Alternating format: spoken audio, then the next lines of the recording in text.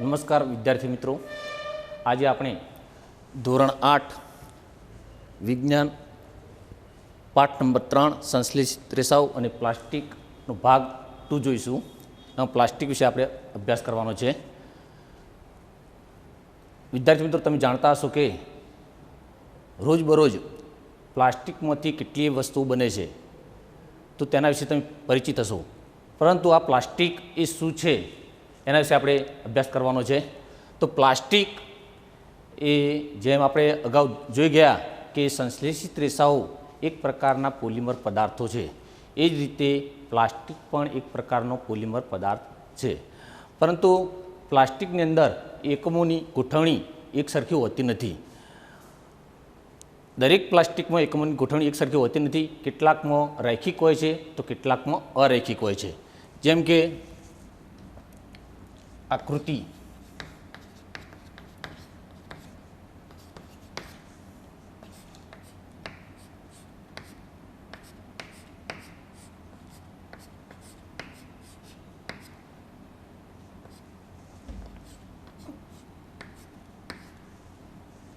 એમાં દર્શાવેલ છે રૈખિક ગોઠવણ, જ્યારે આકૃતિ બી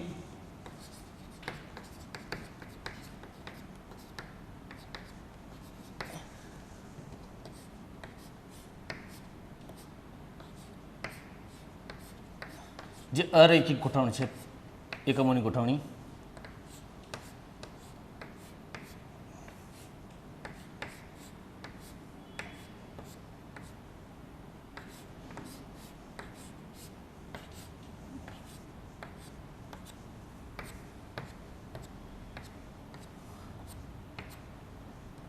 તો આમ જુદા જુદા પ્લાસ્ટિકની અંદર એકમોની ગોઠવણી અલગ અલગ હોય છે.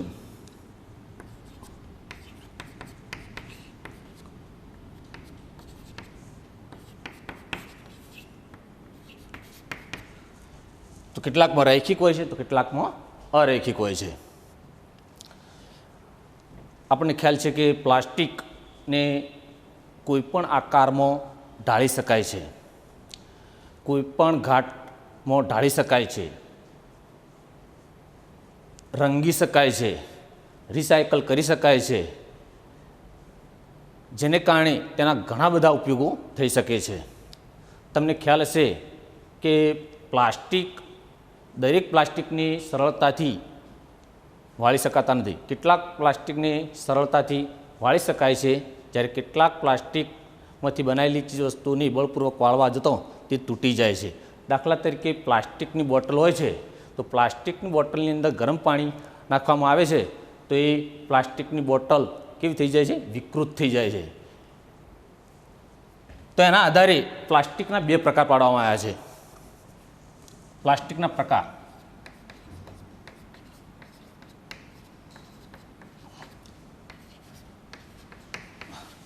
એક થર્મોપ્લાસ્ટિક,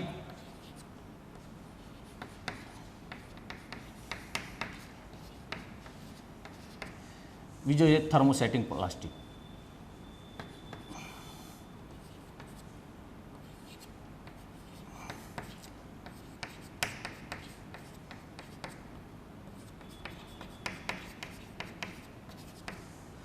થર્મોપ્લાસ્ટિક કોને કહેવાય એના વિશે આપણે સમજીએ. પહેલાં વિદ્યાર્થી મિત્રો, તો જે પ્લાસ્ટિકને ગરમ કરતો સરળતાથી વિકૃત થઈ જતા હોય અથવા તૂટી જતા હોય તો તેવા પ્લાસ્ટિકને થર્મોપ્લાસ્ટિક કહે છે.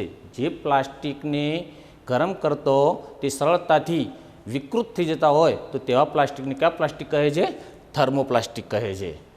તો પીવીસી અને પોલિથીન એ થર્મોપ્લાસ્ટિકના ઉદાહરણો છે. દાખલા તરીકે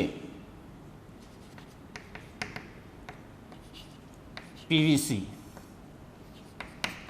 પોલિથીન આ થર્મોપ્લાસ્ટિકના પ્રકારો છે.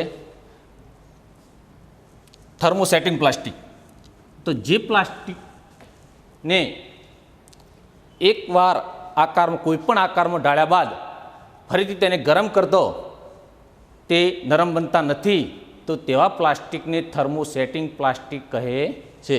જે પ્લાસ્ટિકને એકવાર કોઈપણ આકારમાં ઢાળ્યા બાદ તેને ગરમ કરતો તે નરમ બનતા નથી તેવા પ્લાસ્ટિકને કયા પ્લાસ્ટિક કહે છે? Thermosetting plastic. તો દાખલા તરીકે એના પણ ઉદાહરણો છે.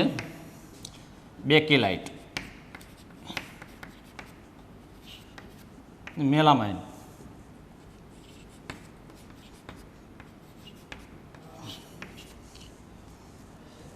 જો આપણે થર્મોપ્લાસ્ટિક પીવીસીની વાત કરીએ તો પીવીસીનું એક તો પૂરું નામ પોલીવિનાઇલ ક્લોરાઇડ. શું થાય? Polyvinyl chloride.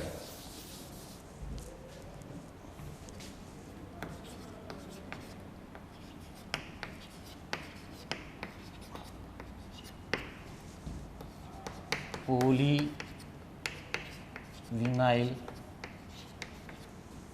ક્લોરાઇડ. આ પ્લાસ્ટિકનો ઉપયોગ છે પીવીસી પાઇપો બનાવવા માટે. પછી આપણે જે બૂટ ચપ્પલના સોલ હોય છે એ પણ પીવીસી ના હોય છે, એ પીવીસીમાંથી બનાવવામાં આવે છે. બેગ બનાવવા માટે વિવિધ પ્રકારના સાધનોની અંદર પણ આ પીવીસીનો ઉપયોગ થાય છે. પોલિથીન, બીજું છે પોલિથીન. તો આ પોલિથીન પ્લાસ્ટિકનો ઉપયોગ ખાદ્ય પદાર્થના જે પેકિંગની વસ્તુ હોય છે એ પેકિંગ કરવા માટે પોલિથીનનો ઉપયોગ થાય છે. ત્યારબાદ દૂધ અને છાશની થેલીઓ હોય છે એ થેલીઓની અંદર પણ પોલિથીનની બનેલી હોય છે. પાણીની પરિવહન કરતી પાઇપ પણ પોલિથીનમાંથી બનાવવામાં આવે છે. દાખલા તરીકે બેકેલાઇટ. તો બેકેલાઇટનો ઉપયોગ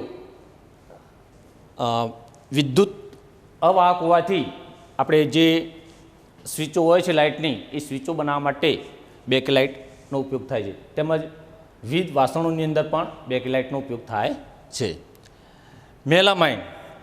તો મેલામાઇન એ બહોળા પ્રમાણમાં ઉપયોગમાં થતો પદાર્થ છે.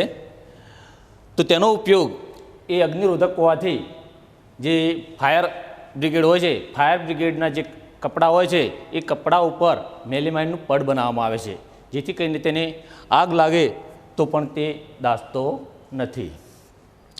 તે ઉપરાંત જે રસોઈના વાસણો હોય છે એ રસોઈના વાસણોની બનાવટમાં પણ મેલામાઇનનો ઉપયોગ થાય છે. તો વિદ્યાર્થી મિત્રો, આના પરથી આપણે થર્મોપ્લાસ્ટિક અને થર્મોસેટિંગ પ્લાસ્ટિકનો તફાવત લખી શકીએ. ધારો કે થર્મોપ્લાસ્ટિક તફાવત આપણે લખીએ. થર્મોપ્લાસ્ટિક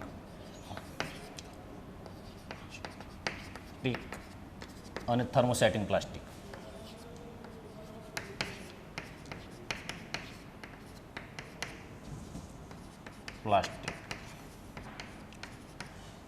અગાઉ આપણે જોઈ ગયા કે કેટલાક પ્લાસ્ટિકની અંદર એકમોની ગોઠવણી અલગ અલગ હોય છે. કેટલાકમાં રૈખિક હોય છે તો કેટલાકમાં અરૈખિક. તો થર્મોપ્લાસ્ટિકની અંદર એકમોની ગોઠવણી રૈખિક હોય છે. તો ગોઠવણી એક તો એકમોની ગોઠવણી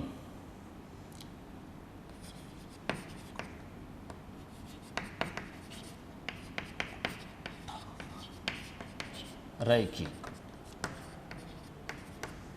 જ્યારે થર્મોસેટિંગ પ્લાસ્ટિકની અંદર એકમોની ગોઠવણી અરૈખિક.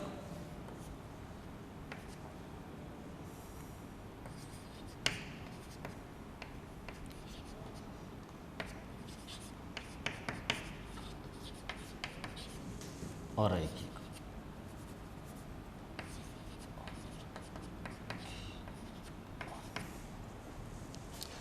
બીજું આપણે જોઈ ગયા કે થર્મોપ્લાસ્ટિકને ગરમ કરતો તે નરમ બને છે, જ્યારે થર્મોસેટિંગ પ્લાસ્ટિકને એકવાર કોઈપણ આકારમાં ઢાળ્યા બાદ જો તેને ગરમ કરવામાં આવે તો એ નરમ બનતા નથી. તો ગરમ કરતો નરમ બને.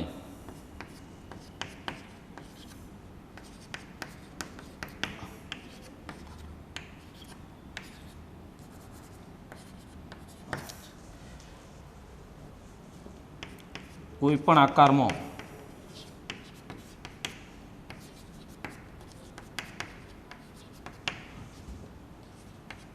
ઢાળ્યા બાદ ગરમ કરતો નરમ બનતા નથી.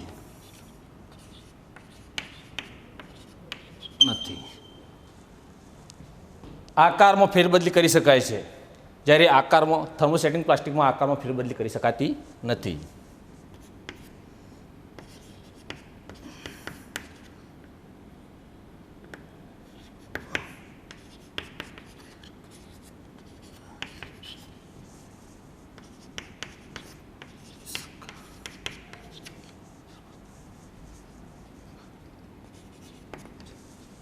જ્યારે થર્મોસેટિંગ પ્લાસ્ટિકમાં આકારમાં ફેરફાર થતો નથી.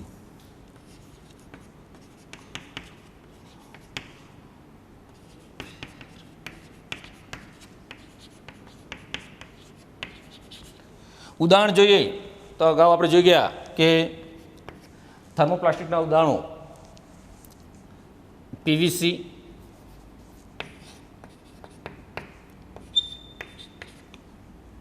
અને પોલિથીન. જ્યારે થર્મોસેટિંગ પ્લાસ્ટિકના ઉદાહરણો આપણે જોઈ ગયા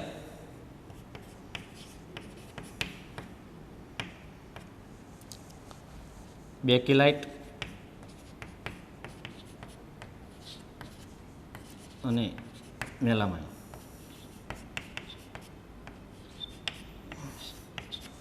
હવે આપણે પ્લાસ્ટિકના ગુણધર્મો વિશે જોઈએ. પ્લાસ્ટિક એ કોઈપણ પ્રકારની રાસાયણિક પ્રક્રિયા દર્શાવતો નથી. તે બીજો ગુણધર્મ છે તે ઉષ્મા અને વિદ્યુતના અવાહક હોય છે.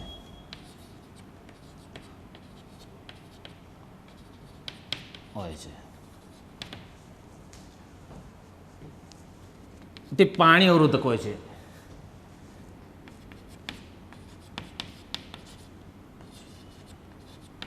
અવરોધક એટલે કે પાણીમાં રહેવા છતાં તેને સડો લાગતો નથી. તેને કોઈ પણ આકારમાં ઢાળી શકાય છે.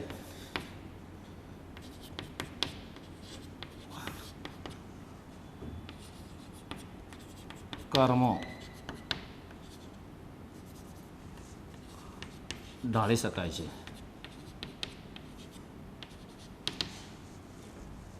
કોઈ પણ આકારમાં ઢાળી શકાય છે અને કદમાં ઢાળી શકાય છે.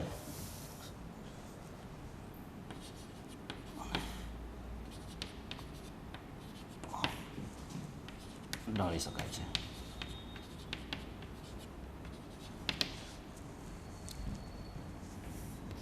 તે વિવિધ રંગના બનાવી શકાય છે.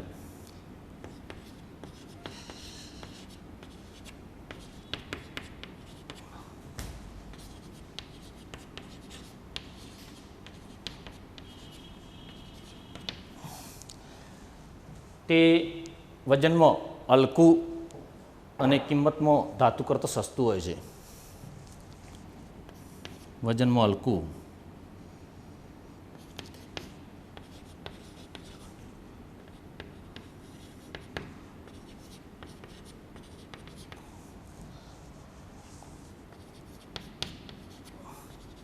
વજનમાં હલકું હોવાથી એની હેરફેર સરળતાથી થઈ શકે છે. કિંમતમાં સસ્તું તે ધાતુની સરખામણીમાં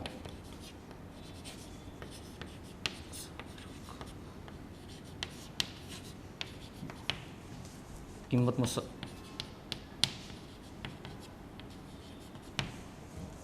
સસ્તું હોય છે.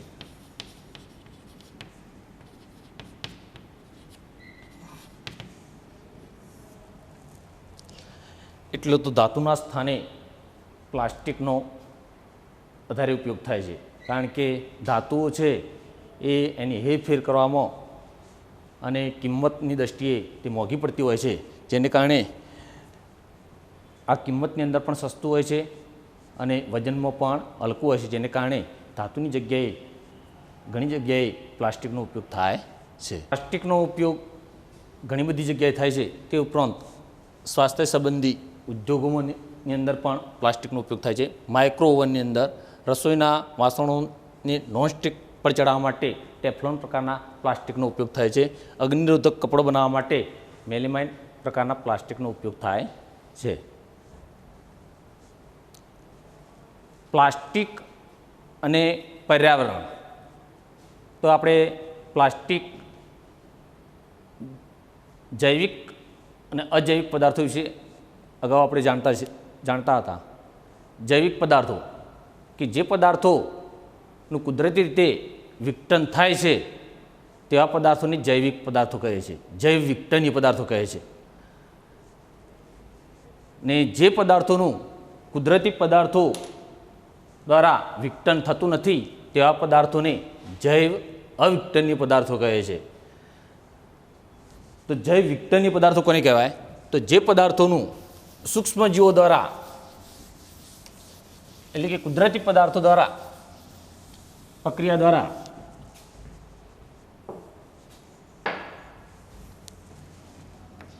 જૈવ વિઘટનીય.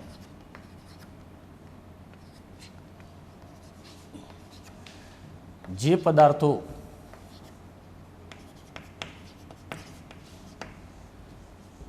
કુદરતી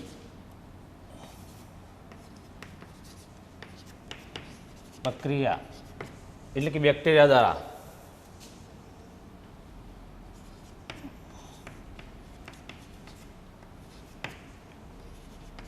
દ્વારા વિઘટન થાય છે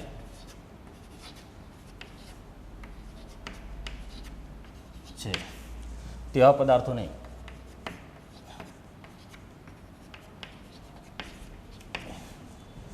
જૈવ વિઘટનીય પદાર્થો કહે છે.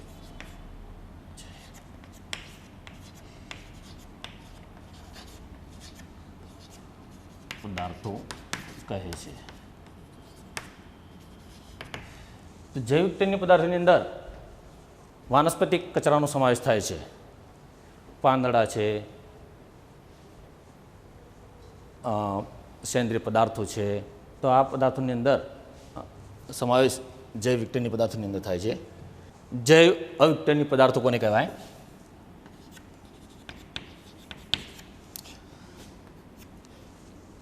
તો જે પદાર્થોનું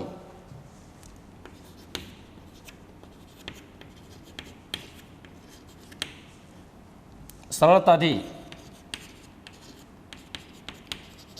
કુદરતી પ્રક્રિયા દ્વારા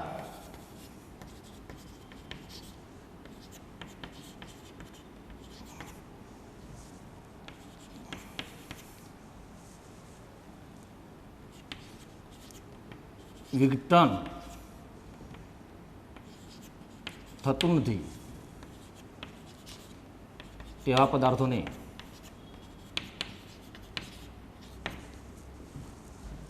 જૈવ અવિઘટનીય પદાર્થો કહે છે.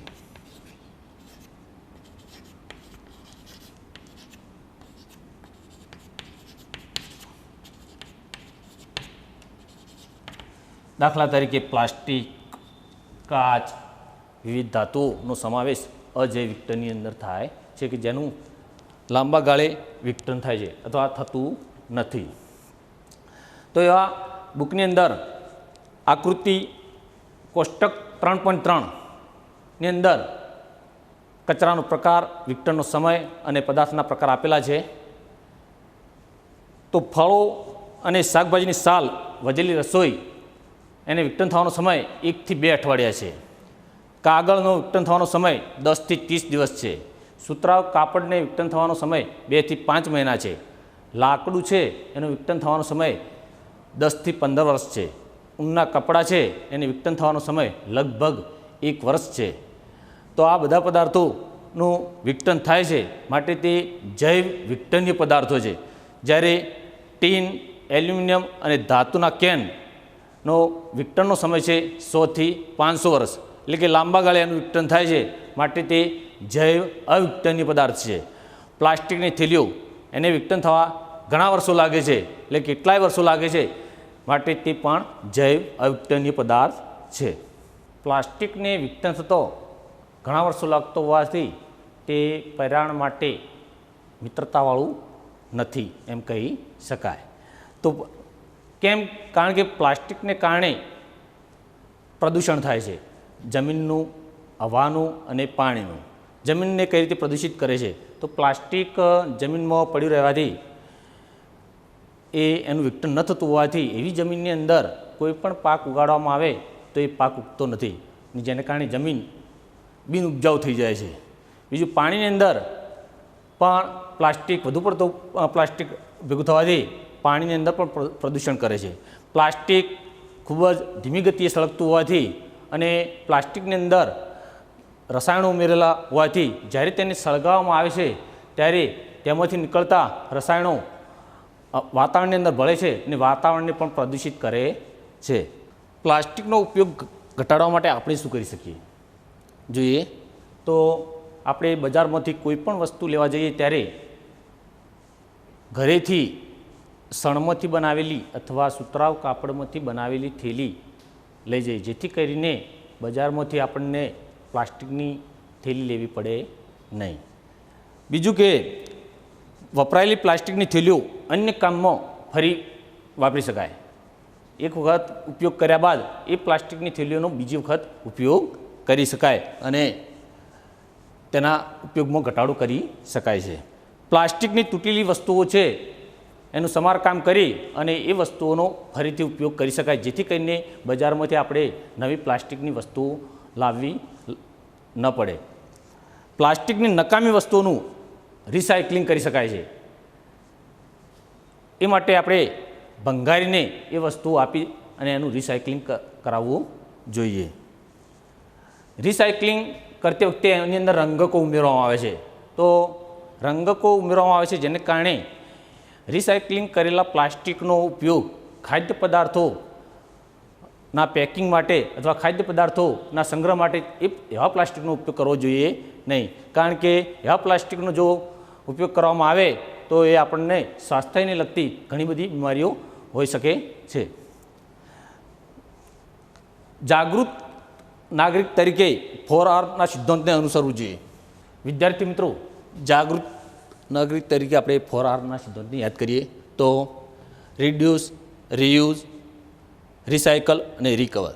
રિડ્યુસ મતલબ જૈવ અયુક્તનીય પદાર્થનો વપરાશ ઘટાડો. રીયુઝ મતલબ એક જ પદાર્થનો વારંવાર ઉપયોગ કરો. રિસાયકલ મતલબ રિસાયકલ કરી શકાય તેવી વસ્તુઓ વાપરો. અને રિકવર મતલબ વાપરી શકાય તેવી વસ્તુઓને ફરી પ્રાપ્ત કરો.